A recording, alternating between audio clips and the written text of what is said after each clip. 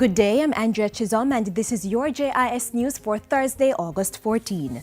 The Ministry of Health has confirmed another 4 locally transmitted cases of chikungunya. Director of Emergency Disaster Management and Special Services Dr. Marian Bullock-Ducasse says the positive results were received Wednesday from samples sent to the Caribbean Public Health Agency CARPA. This brings the total number of confirmed cases for Jamaica to 8, 6 from local transmission and 2 imported. The affected parishes include St. Thomas, St. Catherine, St. Anne, Kingston and St. Andrew. One suspected case at the University of the West Indies is awaiting confirmation from CARPA. Dr. Ducasse says the Health Ministry will continue with its public education and intense vector control activities.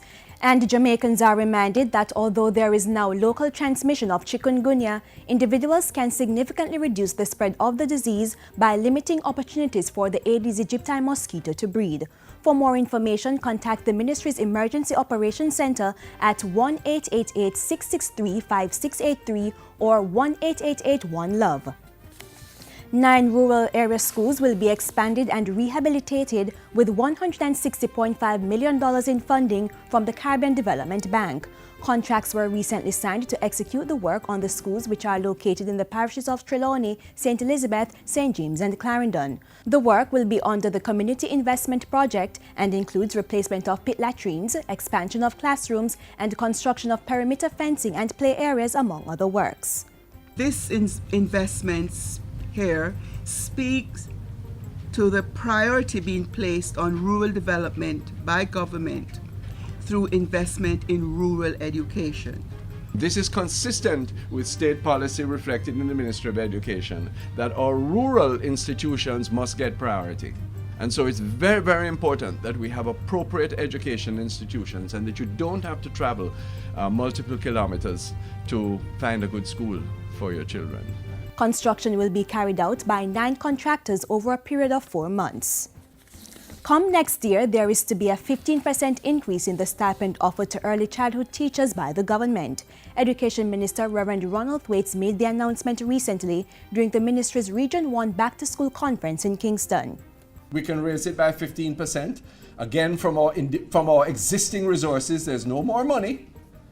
Yes, but we are committed to doing it next year and the year after, please God, so that we can bring our early childhood teachers to a level where even those who are trained can stay in the system rather than being forced to leave.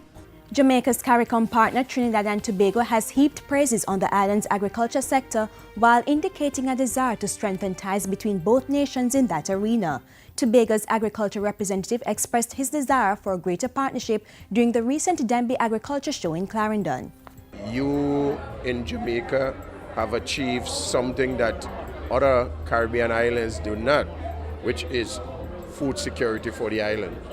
As it regards to closer collaboration, well, being here, we will try to form greater ties with the Ministry of Agriculture here in Jamaica and also the Jamaica Agricultural Society. And finally, sugar workers and their families in St. Thomas can look forward to moving from their barracks into brand new homes by year-end. This was revealed on a recent tour of over 200 housing units that are under construction in the parish through the European Union-funded Sugar Transformation Program. Residents are also being allowed to earn through construction work on the units. Minister with responsibility for housing, Dr. Maurice Guy, says it's an impressive development with units designed for expansion. In terms of the construction material, construction type, it is certainly something that we're looking at because as you recognize that these houses are made of block and steel. In other areas of the sector we're looking at farm building and we want to see in terms of comparison of cost to see how they can come out. But the biggest push for utilizing this type of construction methodology is the employment of people in the community. Similar units have already been built and handed over to sugar workers in Westmoreland and Trelawney. The units are free to beneficiaries who are only required to pay for their titles at an average cost of $40,000. And that's it for JIS News today. I'm Andrea Chisholm. Thank you for watching.